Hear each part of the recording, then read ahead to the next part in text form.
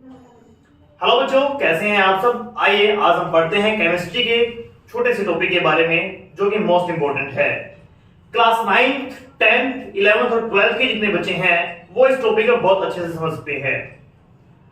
आपने सुना होगा कि एटम के अंदर 3 सब एटॉमिक पार्टिकल होते हैं जिनका नाम है इलेक्ट्रॉन, प्रोटॉन एंड न्यूट्रॉन।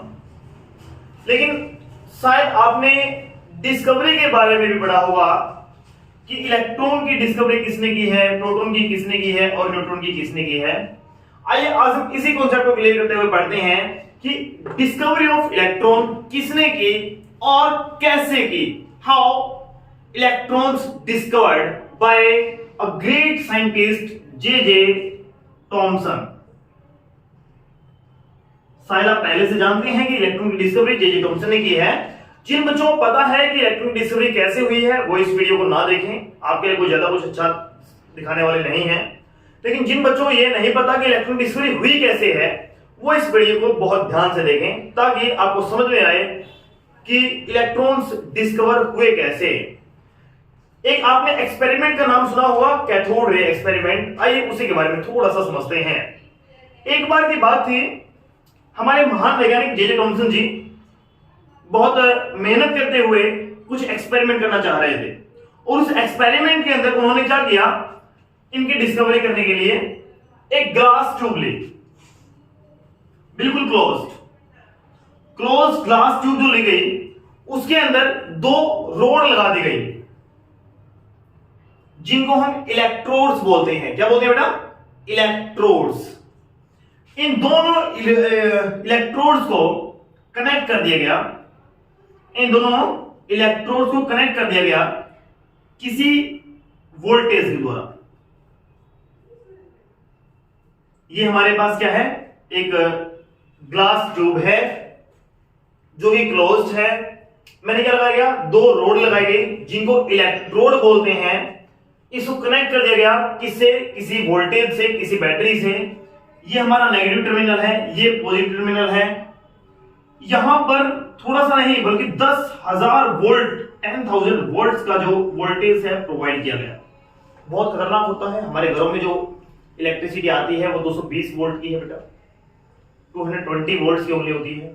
जो खेतों में चलती है वो शायद 440 वोल्ट की होती है। तो सोच के देखिए कितनी ज्यादा वोल्टेज है। तो इसलिए ये नेगेटिव टर्मिनल है, ये भी हुआ नेगेटिव, ये हुआ पॉजिटिव। इसको बोलते हैं कैथोड, इसको बोलते हैं एनोड। 2 क्या है, इलेक्ट्रोड है। दोनों इलेक्ट्रोड्स के नाम दिए गए कैथोड और एनोड। कैथोड क्या है, जो नेगेटिव टर्मिनल से कनेक्टेड है। एनोड क्या है, जो पॉजिटिव से कनेक्टेड है। इसके साथ साथ यहां पर एक छोटा सा क्या लगा दिया, वैक्यूम पंप लगा दिया गया जो क्या क्रिएट कर रहा है, वैक्यूम क्रिएट कर रहा है। इस पंप का नाम दे दिया गया वैक्यूम पंप। यानी कि इसका मेन काम क्या है, अंदर वैक्यूम क्रिएट करना। वैक्यूम का मीनिंग क्या होता है बेटा, जहां पर एयर भी प्रेजेंट ना हो। यहां पर एयर भी प्रेजेंट नहीं है, यहां पर कुछ भी नहीं है, इसलिए इसे क्या नाम दिया गया, वैक्यूम नाम दे दिया गया। और यहां पर क्या है, बिल्कुल एयर भी इजेक्ट आउट हो जाती है, बाहर निकल जाती है और वैक्यूम क्रिएट हो जाता है। तो अब इन्होंने इस करने के बाद एक्सपेरिमेंट में क्या किया, इन्होंने ऑब्जर्व किया कि इसके अंदर से क्या करें कि करंट प्रोड्यूस हो, किस प्रकार से करंट इसके अंदर से फैलना शुरू करता है, उसके बारे में पढ़ने के लिए इन्होंने थोड़ी सी मशक्कत की। इन्होंने यहां पर पहला जो ट्राई किया वो एटमॉस्फेरिक प्रेशर पर किया। किस पे किया बेटा, एटमॉस्फेरिक प्रेशर पर। एटमॉस्फेरिक प्रेशर लगाने पर इनके अंदर कोई भी करंट फ्लो नहीं होता। क्या नहीं होता, कोई भी करंट, नो करंट फ्लो, कोई भी करंट फ्लो नहीं होता। That was observe by J Thomson in 1897 in his cathode ray experiment. इनके कैथोड रे एक्सपेरिमेंट के अंदर इन्होंने किसी क्लोज ग्लास ट्यूब के अंदर 2 रोड लगाई गई जिनको इलेक्ट्रोड नाम दिया गया, cathode and anode. Vacuum pump से वैक्यूम कर दिया गया। अंदर एटमॉस्फेरिक प्रेशर अप्लाई करने पर कोई भी करंट फ्लो नहीं करता है, पहली बात। फिर इन्होंने ऑब्जर्व करने के लिए सेकंड नंबर पे क्या कर दिया, प्रेशर को लो कर दिया, यानी कि लो प्रेशर क्रिएट किया। लो प्रेशर कहां तक ले आए, इन्होंने लो करके प्रेशर को 1 mm का प्रेशर अप्लाई कर दिया, 1 mm का प्रेशर अप्लाई कर दिया। जैसे ही 1 mm का प्रेशर अप्लाई हुआ, इस क्लोज ट्यूब के अंदर मैजेंटा रेड कलर प्रोवाइड आना शुरू हो जाता है। मैजेंटा रेड कलर, ये कलर है बेटा मैजेंटा रेड कलर प्रोवाइड होता है। किसके अंदर होता है? इस ट्यूब के अंदर होता है। किसके कारण हुआ? प्रेशर कम करने के कारण हुआ। इन्होंने फिर आगे आगे और ट्राई किया। इन्होंने जब आगे और ट्राई किया तो इन्होंने क्या पाया कि जैसे जैसे प्रेशर और कम किया जाता है, और भी लो कर दिया गया प्रेशर को, और जैसे जैसे प्रेशर और भी ज्यादा लो हुआ, वैसे वैसे यहां पर डार्क बैंड्स क्रिएट होना शुरू होते हैं। डार्क बैंड्स क्रिएट होना शुरू होते हैं, यानी कि अंदर क्या है, अंधेरा सा होना शुरू हो जाएगा धीरे धीरे। जो पहले मैजेंटा रेड कलर आया था वो धीरे धीरे इसमें डार्क में अंधेरे में होना शुरू हो जाता है। ये मैं किसकी बात कर रहा हूं? कैथोड रे एक्सपेरिमेंट कर रहा हूं। जिन बच्चों ने 9th और 11th में मोस्ट ऑफ द टॉपिक है बेटा ये पूरा अच्छी तरीके से, जिन बच्चों ने नहीं पढ़ा है वो बिल्कुल ध्यान से समझे। अच्छा टॉपिक है, बहुत अच्छा टॉपिक है। इसी से दोनों टॉपिक क्लियर होते हैं, कैथोड रे भी और एनोड रे भी। उसके बाद क्या कहता है, इसने बात करते करते प्रेशर को 0.001 mm कर दिया गया, यानी कि 0.001 mm प्रेशर अप्लाई कर दिया गया। और उसमें क्या ऑब्जर्व किया, इतना प्रेशर अप्लाई करने पर कंप्लीट डार्कनेस हो जाती है, यानी कि ट्यूब के अंदर कंप्लीट डार्कनेस आ जाती है, कोई भी लाइट वहां पर प्रोड्यूस नहीं रहती। मेरे बच्चों कब हुआ ये? जब प्रेशर 0.001 mm अप्लाई किया गया, उस केस में ट्यूब के अंदर, ग्लास ट्यूब के अंदर कंप्लीट डार्कनेस हो जाती है और कोई भी इसके अंदर लाइटनिंग नहीं है। लेकिन करंट फ्लो कर रहा था यहां पे भी, जब प्रेशर 1 mm किया तब भी करंट फ्लो कर रहा था। किसी का तो कलर आया था ना, तब भी कर रहा था। जब जैसे ही डार्क हुआ, अब आप सोच रहे ध्यान से समझिए मेरी बात को, ये ट्यूब है, इस ट्यूब के अंदर करंट फ्लो नहीं, मतलब कि हमने क्या कर दिया, प्रेशर को कम कर दिया गया और हमारे पास वोल्टेज कितनी चली गई है? 10,000 वोल्टेज चली गई है। जैसे ही ऐसा हुआ तो क्या ऑब्जर्व हुआ कि अंधेरा होने के बाद यहां से कोई इलेक्ट्रोड में से इस तरफ कोई लाइटनिंग गिरती है। किस कलर की गिरती है? ग्रीनिश येलो कलर की कोई लाइटनिंग गिरती है। जो ग्रीनिश येलो कलर की लाइटनिंग गिरती है वो इस ट्यूब को लाइटनिंग कर देती है, चमका देती है। समझ पा रहे हैं मेरी बात को? क्या बताया मैंने? ये कोई ट्यूब थी, ग्लास सिलेंड्रिकल ट्यूब थी, क्लोज। इसके अंदर क्या था? वैक्यूम क्रिएट कर रखा था। 10,000 वोल्टेज थी इसके अंदर, पोटेंशियल डिफरेंस चला हुआ था। साथ ही साथ क्या था बेटे? प्रेशर को बहुत कम किया हुआ था, 0.001 किया हुआ था। और साथ ही साथ क्या पता लगा, जैसे ही ऐसा हुआ, कंप्लीट डार्क होने के बाद इस तरफ से, इस कैथोड में से कुछ रेज निकला। I don't know about the rays, I was just imaging that there are coming something from the cathode. जो इलेक्ट्रोड हमने लिया इसके अंदर से कुछ निकल रहा है और उसके कारण ये सब लाइटनिंग हो गई। और तब जे थॉमसन ने उन रेज का नाम कैथोड रेज दे दिया गया। क्या नाम दे दिया गया? कैथोड रेज, जिसके कारण लाइटनिंग प्रोड्यूस हुई। क्लियर है? ये किसका नाम दिया? Cathode rays. अब तक तो ये समझ में आया सिर्फ कैथोड रेज है। चलो जी, अब फिर क्या हुआ? समझ में आया सब ठीक है, कैथोड रेज है। ये किस तरफ जा रही हैं? ये कैथोड रेज किस तरफ जा रही हैं? किसी पॉजिटिव की तरफ। और ये बात तो हमें पता है, हमेशा क्या होता है? अपोजिट की तरफ जाती है। चार्ज हमेशा अपोजिट की तरफ ट्रैवल करता है? अभी आपने देखा होगा ना, लड़कियां में किस तरफ जाती हैं? लड़कों की तरफ। अरे नहीं, लड़के लड़कियों की तरफ जाते हैं। तो ऐसा कुछ क्या है? नेगेटिव चार्ज जब किस तरफ जाता है? पॉजिटिव पे जाता है। पॉजिटिव क्या है? कोई पॉजिटिव चार्ज है, हमारे पास एनोड है, कैथोड किस तरफ जा रहा है? एनोड की तरफ जा रहा है। तो एक बात और ऑब्जर्व की गई। अब इसकी क्या क्या ऑब्जर्वेशन क्या आई बेटा? ऑब्जर्वेशन के बारे में पढ़ता हूं थोड़ा सा। ऑब्जर्वेशन आई पहली, पहली क्या आई कि जो हमारे पास कैथोड रेज आई वो क्या करती हैं? कैरी करती हैं नेगेटिव चार्ज। क्या कैरी करती हैं?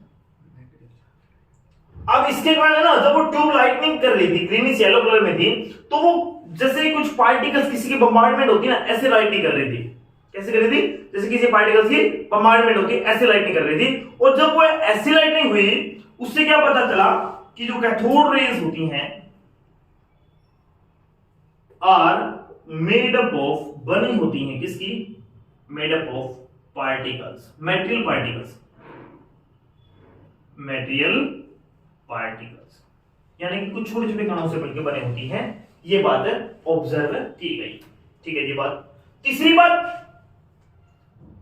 क्या पढ़ा, कैथोड रेज, बिल्कुल सीधे हमें, cathode ray travel in a straight line.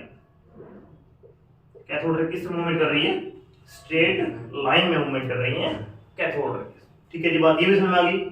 फिर क्या पता चला, कैथोड रे फ्लोरेसेंस प्रोड्यूस करे। फ्लोरेसेंस क्या होता है बेटा, लाइटनिंग। हमने सुना ना, CFL सुना बड़, कॉम्पैक्ट फ्लोरेसेंस लैंप होता है। तो फ्लोरेसेंस यानी क्या है, कुछ लाइटनिंग प्रोड्यूस कर रही है, इसके अंदर से कुछ लाइटनिंग प्रोड्यूस हो रही है। ठीक है जी बात, ये भी समझ में आई कुछ कुछ। और क्या पता चला, कैथोड रे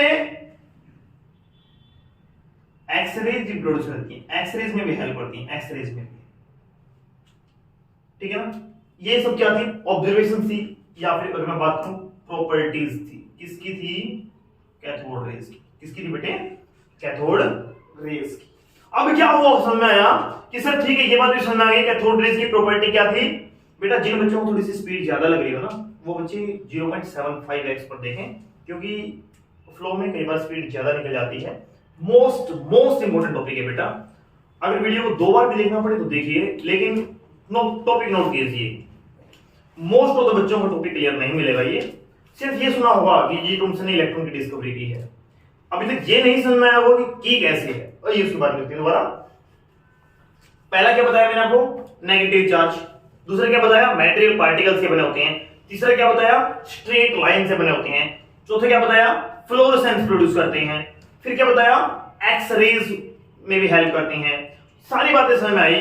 फिर क्या बताया कि सर इससे ऑब्जर्व हुआ क्या कि कैथोड रेज जिन मटेरियल्स की बनी होती हैं, कैथोड रेज जिन मटेरियल्स की बनी होती हैं वो नेगेटिव चार्ज मटेरियल हैं। वो क्या है, नेगेटिव चार्ज। ये बात बताओ उसकी ना, उनका नाम दे दिया गया नेगेटिव चार्ज का इलेक्ट्रॉन। कैथोड रेज जिन नेगेटिव चार्ज पार्टिकल्स की बनी होती हैं, जिन नेगेटिव चार्ज मेटेरियल पार्टिकल्स की बनी होती हैं, उनका नाम दे दिया गया इलेक्ट्रॉन। क्या नाम दिया बेटे, electron. That was the first discovery of J.J. Thomson about the atom. That was a great discovery, my dear students. Cathode rays carry negative charge, and the negative charge particles are called as electron. It was a really great discovery of the great scientist named as J.J. Thomson. Clear है ना? तो मेरे प्यारे बच्चों, ये थी हमारे किसकी डिस्कवरी, कैथोड रेज की, किस प्रकार से हुई और इलेक्ट्रॉन की डिस्कवरी हुई कैसे। अब क्या पता चल गया था हमें कि सर जो पार्टिकल्स यहां पर जा रहे हैं वो बम्बार्ड कर रहे हैं, और वो क्या है, इलेक्ट्रॉन्स हैं। फिर बाद में बल्कि इसके ऊपर भी ऑब्जर्व किया गया, इसके ऊपर भी ऑब्जर्व किया गया, मेटल्स की सीट को बदल करके, मेटल्स की दोनों इलेक्ट्रोड्स की मेटल्स की सीट को बदल करके ऑब्जर्व किया गया, मेटल्स को बहुत ज्यादा हीट पर गर्म करके पता किया गया, और अगर मैं बात करता हूं मेटल को आयनाइज करके पता किया गया। इस प्रकार से उनके अंदर से एक्सरेज प्रोड्यूस करके पता किया गया। ये कुछ ऑब्जर्वेशंस की गई ताकि क्या है, ये कंफर्म हो सके कि सभी एटम्स का कॉन्स्टिट्यूएंट क्या होता है, जो जिनसे मिलकर एटम बना हुआ है, सभी एटम्स का कॉन्स्टिट्यूएंट पार्टिकल्स इलेक्ट्रॉन होता है, यानी कि सभी एटम्स इलेक्ट्रॉन्स से मिलकर बने होते हैं।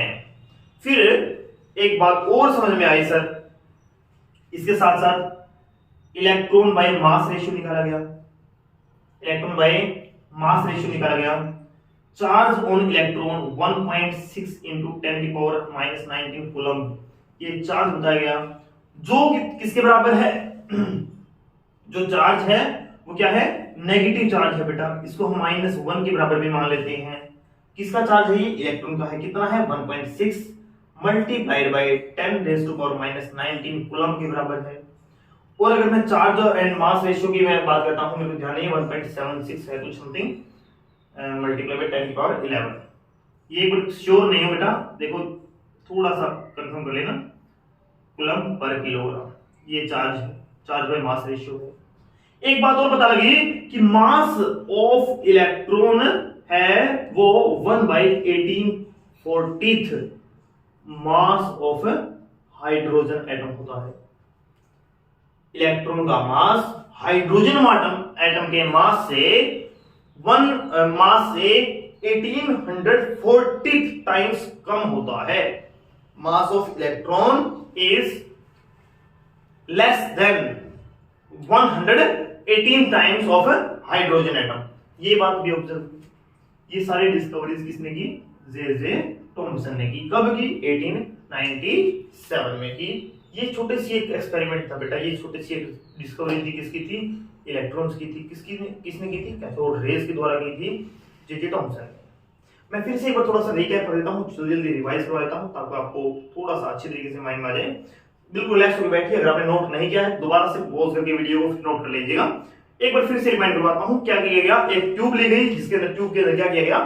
ग्लास ट्यूब थी, 2 इलेक्ट्रोड लगाए गए और उनको कनेक्ट किया गया किसी बैटरी से। 10,000 वोल्ट की वोल्टेज वहां पर प्रोवाइड की गई। साथ में एक वैक्यूम पंप लगा के वैक्यूम क्रिएट किया गया। वैक्यूम क्रिएट करने से यहाँ पर कोई भी प्रेशर, एटमॉस्फेरिक प्रेशर नहीं था। जैसे ही यहाँ पर एटमॉस्फेरिक प्रेशर डाला गया, कोई भी करंट ने फ्लो नहीं किया, लेकिन उस प्रेशर को कम करके 1 mm तक किया जाता है तो यहाँ पर प्रेशर करंट अप्लाई होने से मैजेंटा रेड कलर प्रोड्यूस हो जाता है। जैसे जैसे वो कलर और मतलब कि हमें डार्क करना है, हम प्रेशर को लो करते रहते हैं। प्रेशर लो करने पर डार्क बैंड स्टार्ट हो जाते हैं और प्रेशर को बहुत ज्यादा कम यानी कि 0.001 mm करने पर जो कलर है बिल्कुल डार्क हो जाता है अंदर, और जो रेस हैं कुछ प्रोड्यूस करती हैं, उस प्रोड्यूस के करने के कारण वो पार्टिकल जब ट्यूब के ऊपर गिरते हैं तो यहाँ पर ग्रीनिश येलो कलर की फ्लोरेसेंस प्रोड्यूस करते हैं, जिनको बाद में ऑब्जर्व करके कैथोड रेज का नाम दे दिया जाता है। फिर उन कैथोड रेज की प्रॉपर्टी को पढ़ते हुए बताया गया कि नेगेटिव चार्ज कैरी करती हैं, किसी मेटल पार्टिकल्स की बनी होती हैं, स्ट्रेट लाइन में चलती हैं, फ्लोरेसेंस प्रोड्यूस करती हैं और एक्सरेज में भी हेल्प करती हैं। ये कुछ प्रॉपर्टीज पढ़ी मैंने। किसकी पढ़ी? कैथोड रेज की पढ़ी। इनके पढ़ने के बाद मैंने क्या पाया कि जो नेगेटिव चार्ज पार्टिकल्स इस एनोड के ऊपर की तरफ आ रहे थे या फिर इसके ऊपर ग्रीनिश येलो कलर प्रोवाइड कर रहे थे, वो नेगेटिव चार्ज पार्टिकल्स ही क्या है? हमारे इलेक्ट्रॉन्स हैं। और मेरे प्यारे बच्चों, उस इलेक्ट्रॉन्स का जो मास होता है हाइड्रोजन एटम के मास से लगभग 2000 गुना बोल देते हैं, 1840 टाइम कम होता है। जो चार्ज होता है इलेक्ट्रॉन के ऊपर 1.6 मल्टीप्लाई 10⁻⁻⁹ कूलम होता है और charge by mass ratio 1.676 into 10⁻11 coulomb per kilogram. एक बार चेक कर लेना, अगर गलती है तो कमेंट बॉक्स में लिख करके हमें करेक्ट करवा देना, ठीक है ना। उम्मीद करता हूं कि बहुत अच्छे से समझ में आया होगा। इसी के साथ सेम टॉपिक से एनोड रेज होती है बेटा, जिनको हम कैनाल रेज भी बोल देते हैं, पॉजिटिव रेज भी बोल देते हैं। सेम टॉपिक इसी के ऊपर बिल्कुल सिमिलर होता है और इसी प्रकार से गोल्डस्टीन ने प्रोटॉन की डिस्कवरी भी की थी। मेरे प्यारे बच्चों, इसी प्रकार से हमारे साथ बने रहने के लिए धन्यवाद। आगे और वीडियो देखने के लिए हमारे चैनल को सब्सक्राइब कीजिएगा। कुछ कमी लग रही है तो कमेंट में बताइएगा, अदरवाइज लाइक और कमेंट करके हमें अप्रिशिएट कीजिएगा। Thank you and have a nice day.